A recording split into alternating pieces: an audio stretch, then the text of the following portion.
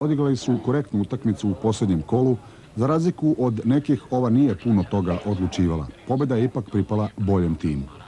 No, već u 5. minutu gosti su imali pravu zrelu priliku. Šiminčić je šutirao, a Pilipović je na mestu. 2 minuta kasnije 1:0 za domaćina. Posle greške odbrane Radničkog, na pravom mestu je Milinković, sledi topovski udarac i Bečej vodi 1:0.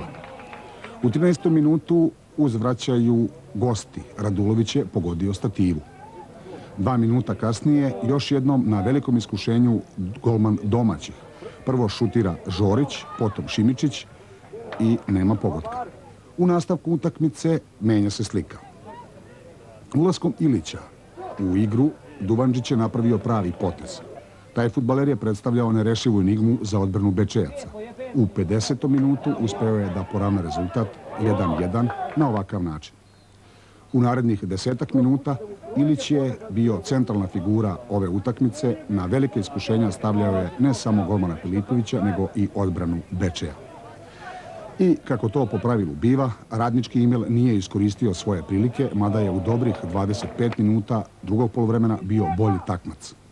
U 78. minutu Milinković je na pravom mestu, još jednom topovski udarac i konačan rezultat. Bečej Radnički Imel 2:1.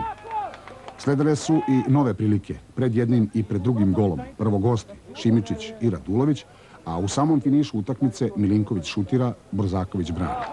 Sve u svemu, fudbalska sezona u Bečeju završena je na najlepši način.